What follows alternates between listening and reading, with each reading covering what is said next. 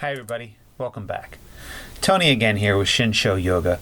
And this week I'd like to talk a little bit about studio etiquette, or for a nice clickbaity title, 10 things you need to know before going to a yoga studio.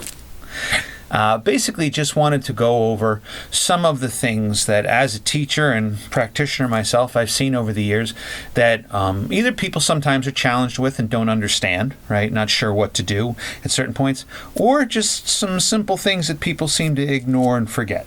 So this not only will apply to people that are brand new to yoga, right? But people who've practiced before, because a lot of times when you go into a studio, things aren't really necessarily told to you. You just kind of learn as you go. And believe it or not, I'm actually prepared for this. I actually sat and did brain thought before I went into it. Usually I just wing these. So I actually sat and thought this out, which may be a good or a bad thing, but we'll find out. A lot of these things are going to be kind of for what we would refer to as a no-brainer, like you would think that, but again, I run into them a lot. So the first thing I'd like to talk about is, one, be on time for class. Don't be late. It's understood that, sometimes the way classes are, you are coming from work, right? And you're rushing from your job to get to your yoga class. Or maybe it's in the morning, right? And you're like, oh, you got to get there before you go here and there, and you had to get up, you had to make your coffee, use the bathroom, shower, whatever you had to do. And you're getting there, right? And you got to get to the class, you got to do your yoga for the day, and that's great. But you need to be on time for class. You don't have to be there, 20 minutes early waiting outside. As studios usually work, there's usually multiple classes, that you have during the day, and they're going to be back to back to each other. So getting there 20 minutes early is if you're going to wait outside until the class is done. So it's not necessarily have to be 20 minutes early, but you need to be on time to the class. When you come in late to the class, is extremely disruptive, not only to the teacher, but to the other students. Whatever reason you're going to yoga is your reason, but people are mostly going for be able to work to get, not only work their body, but to work on that mindfulness, work on that peacefulness, to come to a place that they can practice safely. Right? And what I mean by that is they don't have to be anybody or do anything. They can just come and practice, and they can come in and work on these things. And you have to get yourself into a certain head to be able to do that. You need to come in and you need to kind of wind yourself down and be in the spot and ready to go. If you're rushing into the studio, not only are you not going to be able to do that for yourself, but you affect everyone else in the studio. And that's the bigger problem. Your choices for your life are your choices. But it's not fair for you to put that on everyone else. So you need to be on time to the class. Enough time to be able to get there and do everything that needs to be done before the class starts. So again, not expecting anyone to be 20 minutes early. I, as a teacher, most classes I don't get there till 15 minutes beforehand. Again, there's overlap, there's things like that. But just don't be late. The next is an important one, are all important, but when you come in the studio, take off your shoes. This is not a gym, right? No studio is a gym. It is a sacred spot, right? Again, yoga is an ancient spirituality, right? So when you come in all Eastern philosophies, right, you always take off your shoes whenever entering a sacred spot. So when you enter your studio, make sure to take your shoes off. Take your socks off too. If you're that type of person, like, oh, I hate that, this and that. Those floors are slick generally, and you're not going to be able to practice properly on your mat. I know they have yoga socks, and I'm not saying if you have those that those don't work. But if you're wearing regular socks, they're just going to bunge up on your mat and they're going to fall off. So be prepared to go barefoot. Right? Usually most studios have a space the moment you walk in to be able to do that. Some studios maybe the whole space is the studio, and just as you walk in there's a little corner to be able to do that. Or some places have kind of a reception area as you walk in before you go to the studio that you can do that in. But don't leave your shoes on. It's not only it's disrespectful to other people who are walking without shoes, but it's also about energy and intention. When you're walking in there with your shoes, bringing the dirt in from the outside world there, it's saying you're not respecting the space that you're in and the people that are there. So make sure when you come in, first thing, take off your shoes. After you've taken your shoes off, what is next? Check in with the desk or the teacher, depending on the type of class it is. Some places have what they call karma yogis. That's usually someone who practices at no cost at the studio in order to exchange for doing work, usually running the desk for them. Some places don't have that at all. A lot of places, most places I teach, I'm the one at the desk checking people in. You can't expect the teacher of the class to know who you are unless you are intimate friends with them. You know, you went to their class 3 weeks ago and you show up again and you just walk in and set up and expect them to know who you are to be able to check you in, either mark off your class card or whatever it is. That's not fair to the teacher. You see hundreds of students throughout a week. It's not that they don't like you. It's just that unless they intimately know you, it's a good chance they're not going to remember who you are. They might remember your first name, but not your last name. And you're not looking up people in systems by their first name.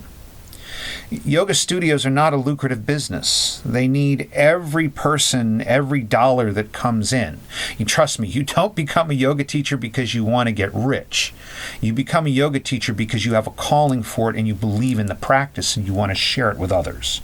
So you need to be able to support the studio properly. And if you just walk in and now the teacher has to stop what he's doing with other people to be able to come to you to find out who you are, and you're like, oh, don't you remember me? They don't. Again, unless they intimately know you, unless you're a regular in their class, you went there once or twice, or I have people that just walk in sometime to my classes and I may be with someone and they just go sit down and they set up and I have to come over and go, hi, I'm Tony. And they go, oh, I'm so-and-so. And I'm like, did you have a, oh yeah, I do. I don't know who you are. So don't put your teacher in that position. Don't put the studio in that position. This is just basic 101. Go up to whoever it is and check in. Now, a lot of studios have online with a system called Mind Body, and you check in that way. So some places may just have like a tablet that you can just go in and check in and put your name off. You don't have to tell them. That's fine. But it's important to do that. Not only, for me, I like to be able to say hello to the student, to greet you. I really do.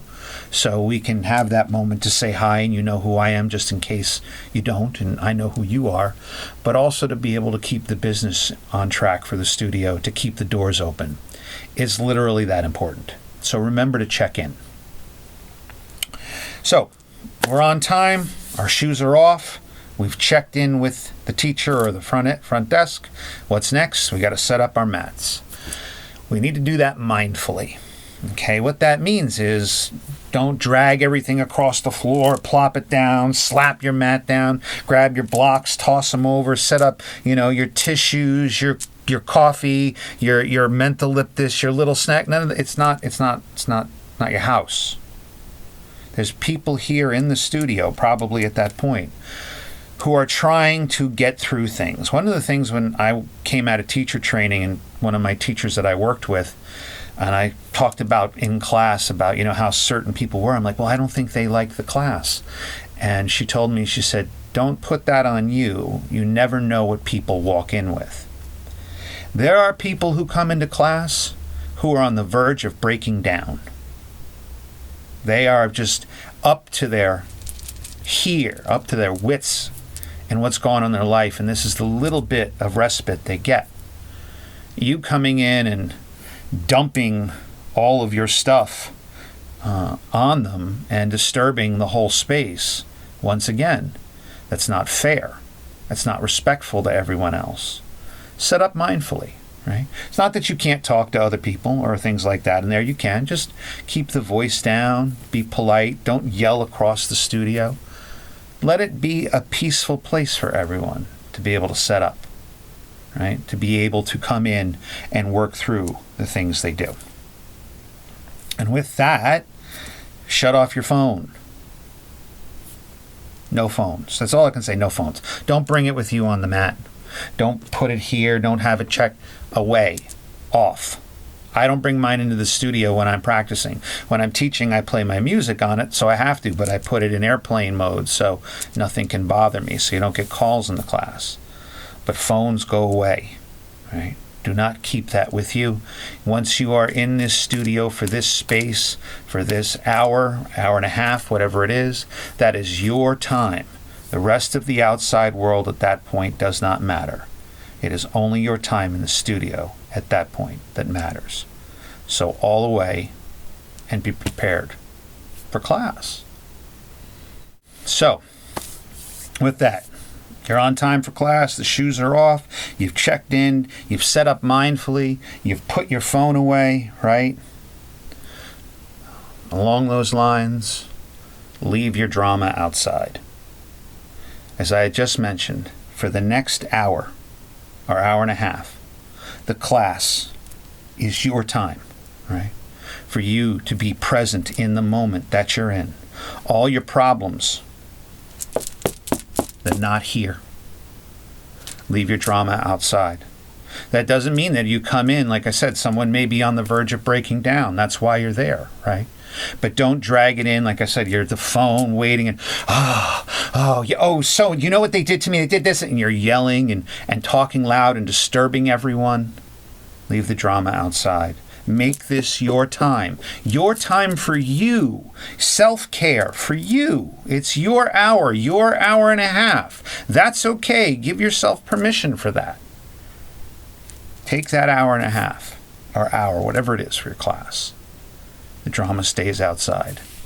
If you're going to worry about it when you go back outside. That worry won't change anything except make your life harder and more challenging. But leave it outside for that time. As your class begins, as your teacher begins to speak, listen to their voice. Throughout the class, listen to your teacher's voice, especially in your postures and movements. Teachers generally are not going to be demonstrating alongside with you. I may demonstrate certain postures during a live practice, right? Because they may be challenging or unsure of, and it may be hard to cue at times. Or if they're new, or if I know the group I have doesn't know it. But other than that, the teacher is going to be watching the class, and they are going to be calling out the poses, cueing you, transitioning you from one to another. Listen to the sound of your teacher's voice, right? Listen to them. Don't look to see what they're doing, right? Don't anticipate what the next move is. If your teacher is always transitioning from chaturanga to down dog and then back, and then he does that, and all it tells you wants you to hop forward for a fold, and all of a sudden you're going back to down dog and everyone's in a fold. Why? The teacher didn't say that. You're not being present in the moment if you're going, oh, this is what they always do, I'm going to do this, or if you're just in that habitual pattern, right? Teachers can become patterned. I know it's something that I work with and I fight because I don't want my classes to be routine. I want them to be varied and challenging to each student and not be the same thing over and over, but everyone has their way. Don't anticipate the pattern. Listen to the sound of your teacher's voice. They're going to tell you, hopefully, properly, to step the right foot forward. If they do, you step the right foot forward. They can tell you a revolved lunge to put your right hand down, your left arm to the sky. Take your right arm down and your left arm to the sky, right? Listen to the sound of their voice. Listen to what they tell you. With that, do not compare your practice to the person next to you. Ever. It's understood that sometimes in a class you may not fully know where to go. Maybe you're new to it. Maybe it's a posture you're not familiar with. Maybe you didn't hear exactly what the teacher said. Maybe you're in a big room and they're on one side of the room and you're on this side and you can't hear what he said, right? And you want to look into the person next to you to get a cue of where you're going. That's understandable. But that's it. That's all you do. You don't look at the person next to you and see that they're, rolling it and, oh, let me copy that, or looking at them even worse, and this is even worse, looking at them and going, I'm not as good as they are. I don't know if I can do this class because this person's standing on their head and I can't do that. Oh, I'm just coming into rabbit pose. Don't do that. Their practice is their practice. Your practice is your practice. Don't worry about where they are. Don't concern yourself where they are. You be where you are. And you honor your body, and you honor yourself for getting there that day and doing that. And you practice with an honest intention. You do the best you can for that day. Some days you're Gumby, some days you're the Tin Man. It's okay. Practice with an honest intention. Do the best you can. If you need to rest, rest. Come back into the flow when you're ready. But do not compare yourself with the practice of another. Their practice is theirs. Yours is yours. You're two separate, unique people. Let it stay that way. So, we're on time. Our shoes are off. We've checked in. We've set up mindfully. Phones are off and away. Drama's outside the door. We're listening to the teacher's voice. We're not comparing our practice to another.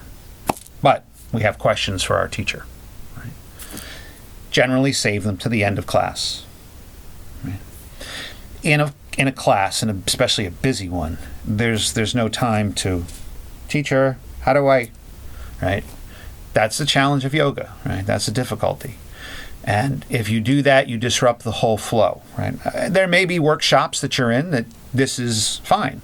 You may be in, like when I do what are called alignment-based classes, where I get people warm and then we break down a pose and work together and try to get into these poses and really deepen them. There's time for questions and things like that because I'm walking around working with individuals and doing that. But generally in a flow, especially a vinyasa, if you're in a hatha flow, right, there's no time for questions. And again, it's about the energy of the room. Your teacher is trying to hold the space. So all you have to do is be present and practice. That's the gift that the teacher's giving you. All you have to do is follow their voice. Listen to what they say. Right? You don't need to think about it. If you're stopping and asking questions, you're stepping out of that flow. And what that can do is throw off others in the class again, because this is what happens in a group class. You have private sessions, it's a whole other thing. But in a group class, you want to be able to move with that wave of energy. One of the things when I was in teacher training and I watched a class for the first time, I actually watched a class versus just being part of it.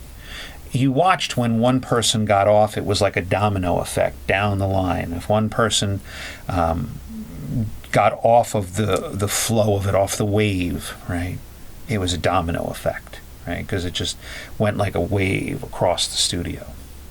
So, it's not that you can't have questions. Just save them till the end of class. Ask your teacher about it.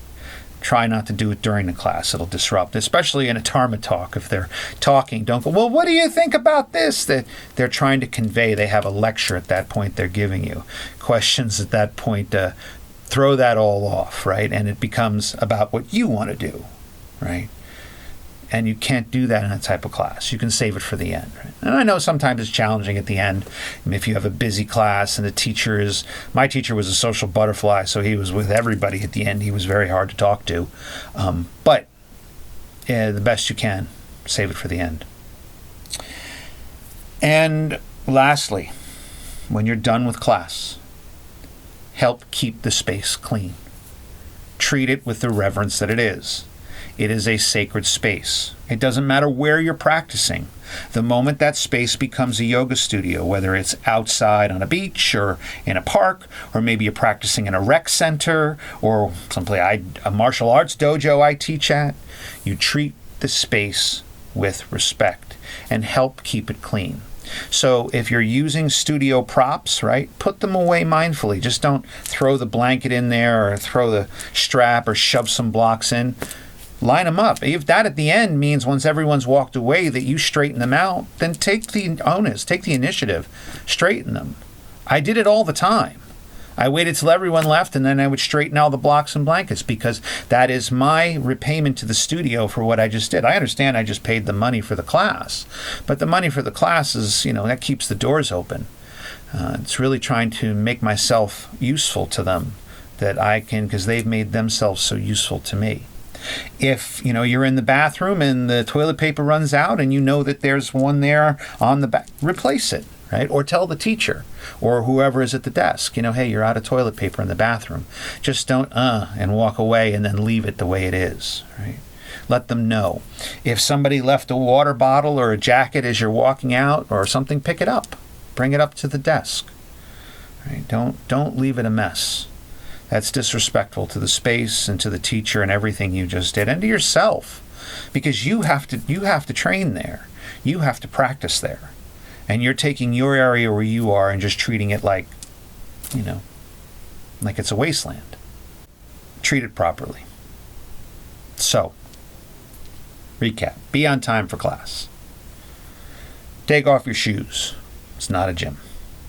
Check in with the desk or the teacher. Set up mindfully. Make sure your phone is off and away. Leave your drama outside. Listen to your teacher's voice. Don't compare your practice with others. Save questions for after class. And help keep the space clean. You're doing those things, you're doing pretty good. And always remember in your class to breathe, follow the breath, and as your thoughts arise, acknowledge them, allow them to pass by, and return to the breath. Over and over and over. Any questions or comments, feel free to leave them below. Thanks for watching. Namaste.